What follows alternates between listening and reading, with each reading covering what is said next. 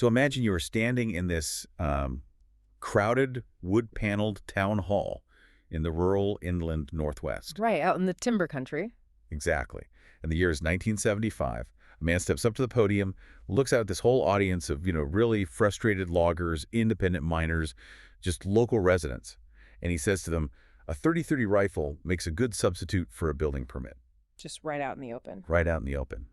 Today, we are taking you on a journey to track exactly how a fringe underground pamphlet basically managed to convince ordinary citizens that armed defiance was a legally valid form of protest. So welcome back to another deep dive. Glad to be here. And our roadmap for this historical journey today is a really meticulously compiled dossier of primary sources. Yeah, the source material on this one is fascinating. It really is. We are examining an incredible collection of local Idaho newspaper clippings from the 1970s, actual federal court records, and some heavily vetted historical scholarship. And all of this documents the arrival and the spread of an ideological movement known as the Posse Comitatus. Right. But before we start actually unpacking those sources, we really need to establish a very clear framework for the material we're going to be discussing today. Yes, definitely. I want to deliver a firm, sober disclaimer to you right at the top here.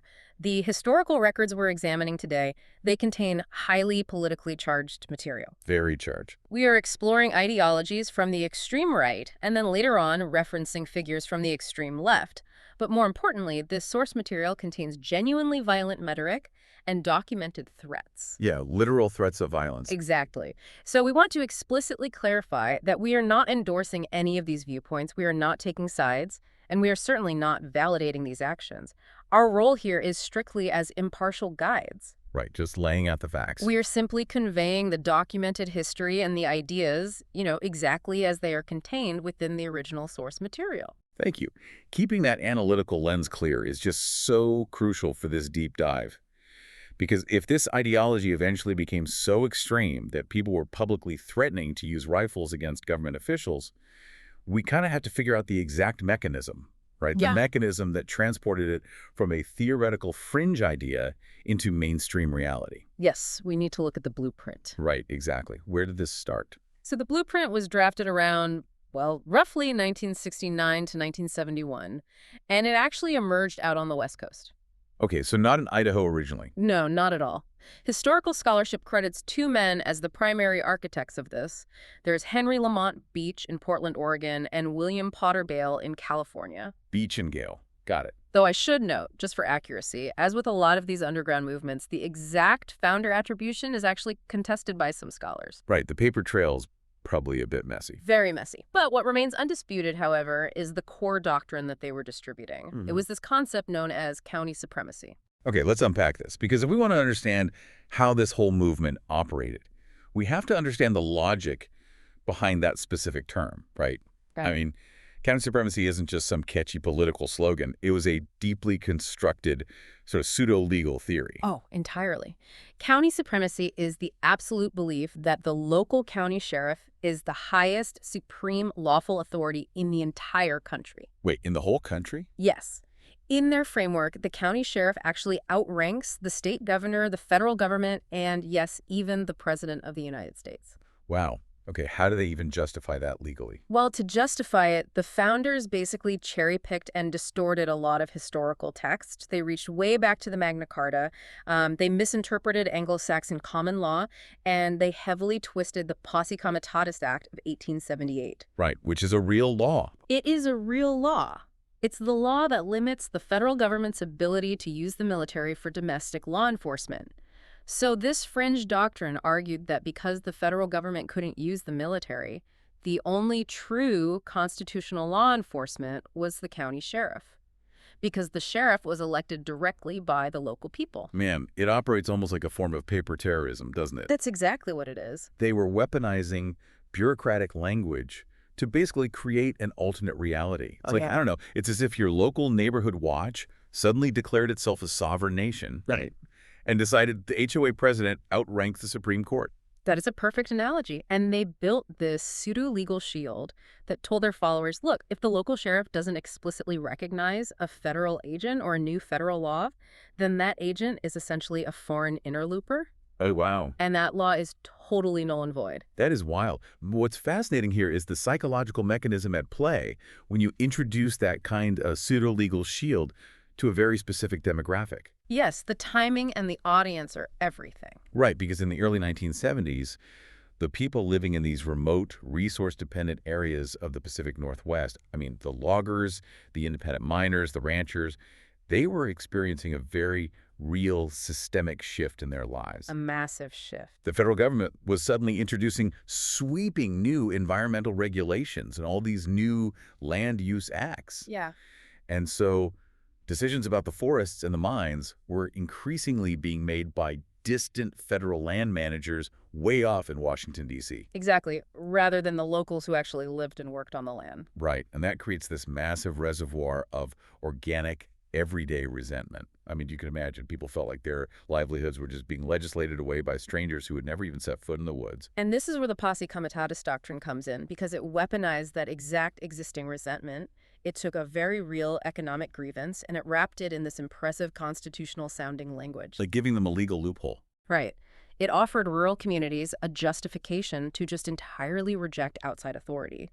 It was telling them, you aren't just economically frustrated, you are legally correct. And the federal government is basically an illegal occupying force. Man, that is a profoundly seductive message if you're already angry. Highly seductive. It validates their anger and gives them this perceived legal high ground, a reason to stop playing by the rules of a system they feel is actively destroying them. But the doctrine didn't just stop at, like, quirky legal theories about the sheriff. No, it got very dark very quickly. Yeah, according to the sources, the actual literature, the physical pamphlets that Beach and Gale were circulating, they contain this extreme anti-tax, anti-federal ideology that actively advocated for citizens to form their own armed posses. Yes, citizen militias, essentially. Right. And the language in these founding documents included explicit, honestly chilling instructions calling for the hanging of public officials, specifically officials who the posse deemed to have, violated their constitutional oaths.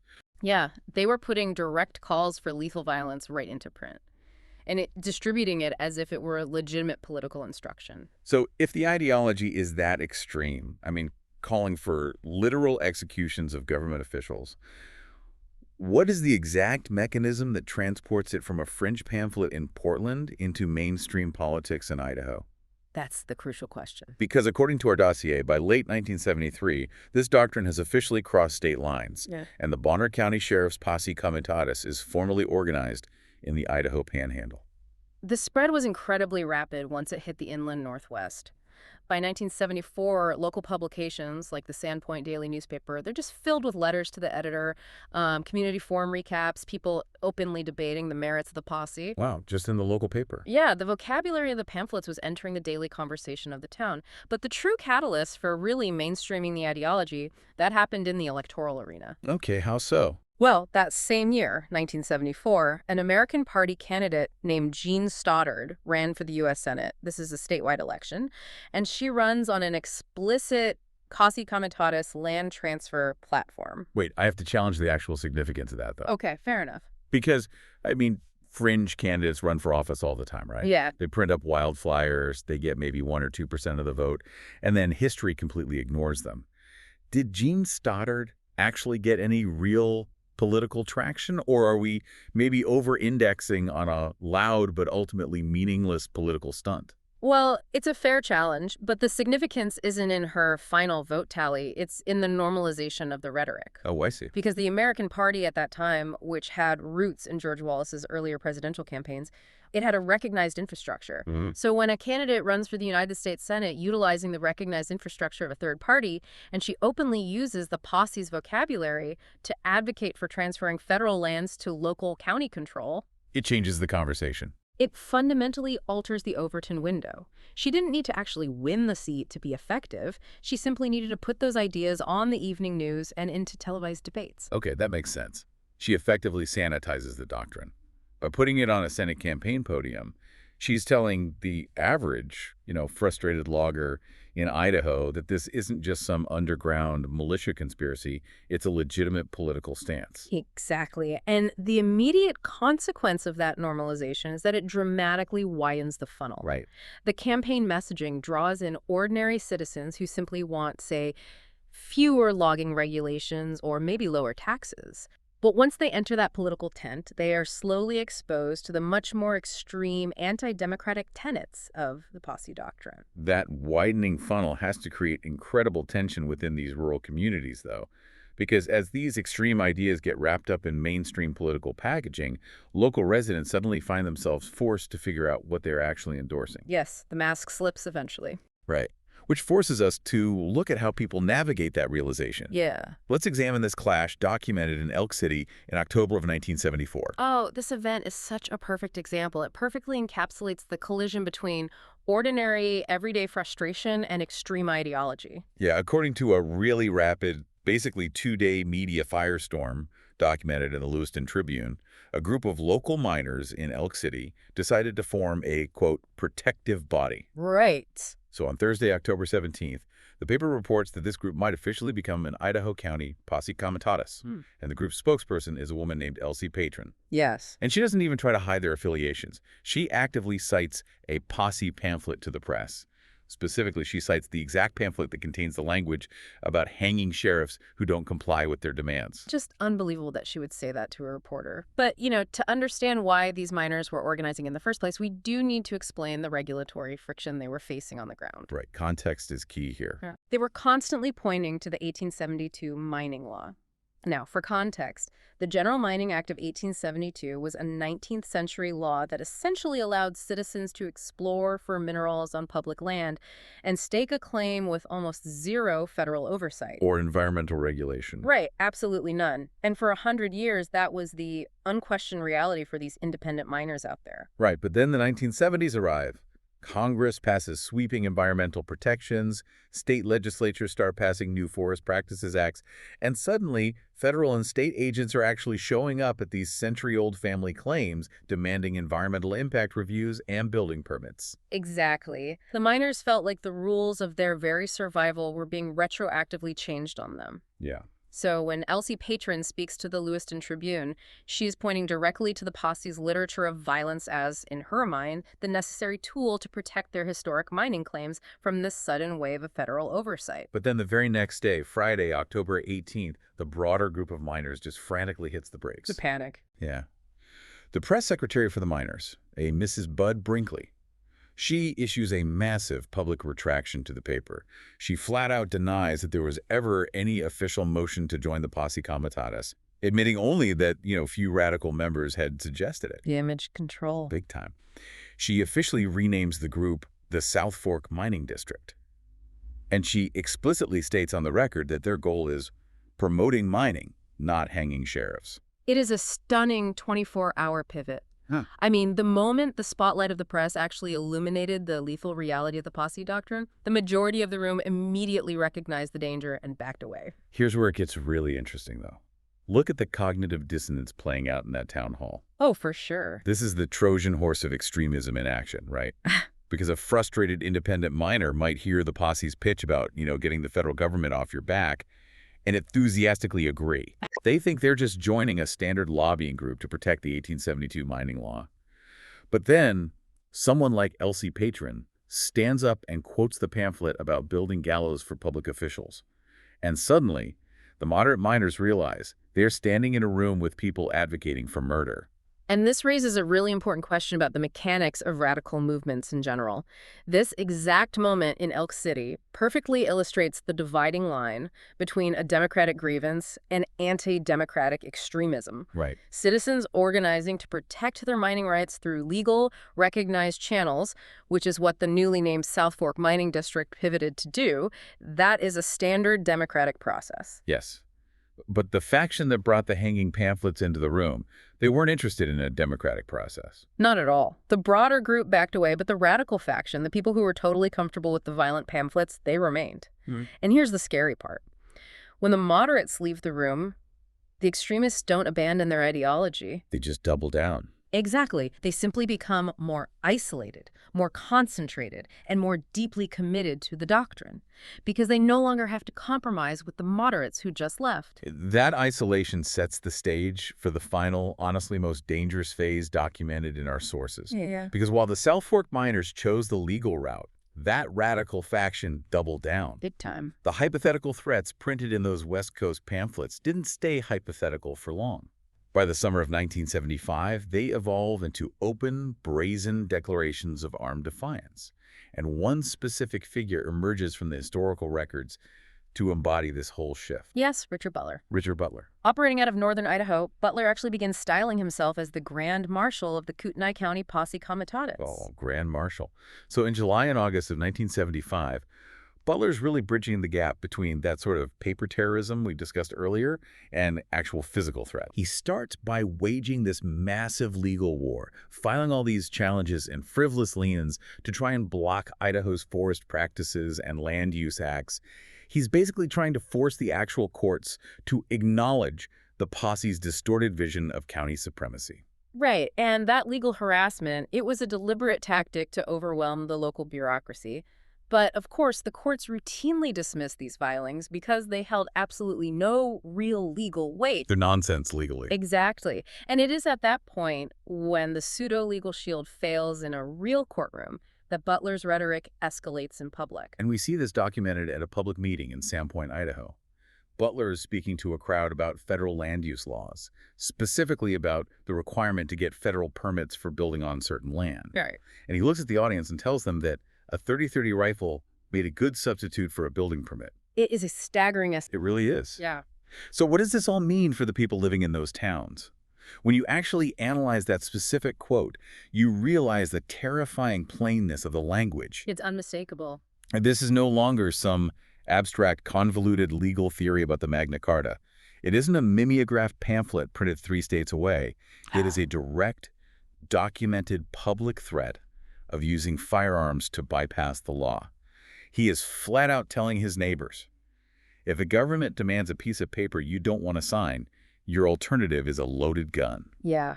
And if we connect this to the bigger picture, you can see the historical timeline converging on this singular point. Words create the environment. Right. The West Coast pamphlets, they provided the initial pseudo-legal theory. Then Gene Stoddard's Senate campaign provided the political cover and the normalization. And then Richard Butler provided the ultimate uncompromising call to action. The final piece of the puzzle. Exactly. By speaking this doctrine of armed defiance so plainly into existence, he is actively normalizing the idea that the gun is a valid, logical alternative to the legal system. It is the spark finally hitting that dry timber we talked about at the beginning.